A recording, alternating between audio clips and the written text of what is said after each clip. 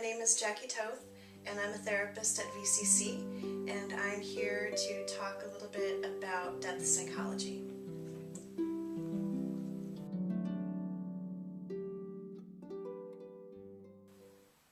Depth psychology, first and foremost, is a perspective that I use as a therapist when I come into the office. I believe that depth provides a perspective of a client that's a little bit wider than a lot of the other perspectives that I've come in contact with. I think a lot of perspectives really see clients this way, but depth kind of takes in what's over here and even what's around the back too. So it really brings in this 360 perspective of a client. And so what that looks like in therapy is it looks like pacing our time together. It takes time for us to really reveal who the client is and to really give the space to the client to see what the client wishes to reveal. So if you came to therapy with me as a depth psychotherapist, we would be working on building our relationship and allowing you to have your story emerge in a way that takes into account the whole 360 of your experiences, your past, your present, and your images or your thoughts about the future.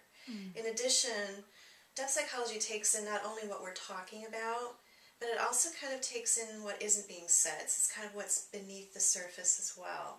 And sometimes those types of things aren't talked about in regular words.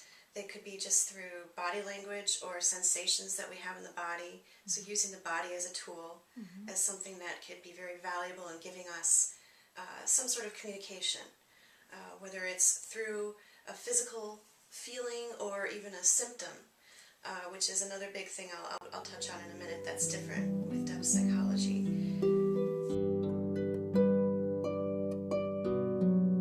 Oftentimes symptoms come to us in a very loud way, and they demand that we pay attention to them.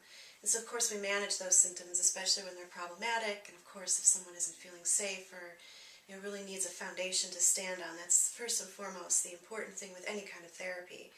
But then the unique thing about depth psychotherapy is that instead of shushing it or instead of minimizing it, what we want to do is kind of get to know the symptoms. So we want to look at the symptom as a messenger as well. So like I said before about the body being a tool that delivers messages for us, that can have a lot of hidden potentials for healing and resources, inner resources that really can lead to healing and lead to an improved experience of life regardless of the situation, whether it's family conflict, family trauma, relationship issues, depression, anxiety, etc.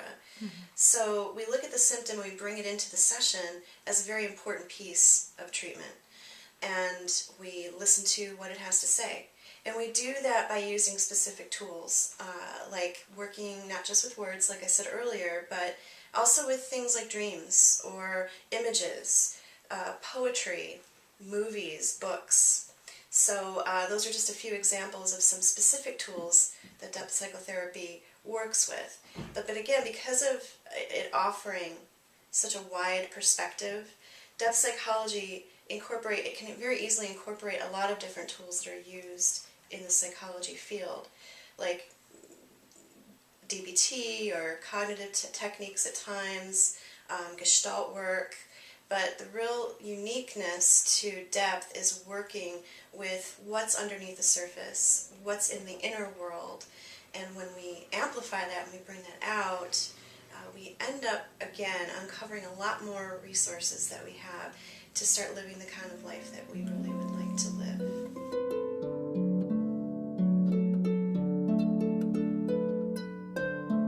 There are some words that are associated with depth psychology that kind of reached pop culture, like archetypes and complexes and things like that.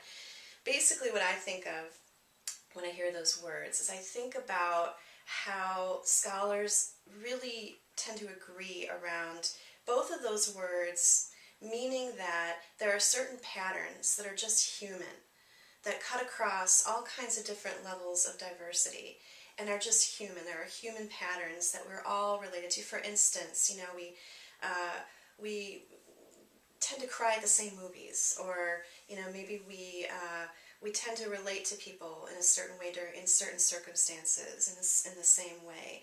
We make meaning about things in similar ways. And on the other hand, we all come from very unique backgrounds. We have our own blueprints. We have our ancestors. We have our ancient stories that are along our lines, that are very personal. And those types of stories also need to be unearthed for us to continue to build that relationship with who we are, not only in our own lives, but then who we are in the bigger world too. And that starts to participate, that starts to allow clients to participate in this culture right now that is talking so much about diversity. Because the more we're aware of our own story, the more we're able to utilize our own story to know ourselves, to understand our symptoms, to have a different relationship with our stories and our symptoms, the more we're also then able to relate to others in a way that's open and inclusive.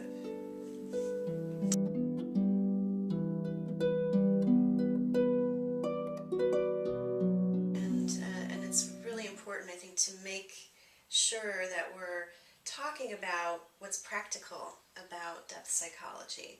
You know, it can sound very out there and very artistic, and while it can be all of those things, it can also be a very practical, it is also a very practical study, and it offers practical tools in therapy. So the more that we talk about them, the more that we really learn what our relationship is to them. So for instance, anxiety and fear about the future.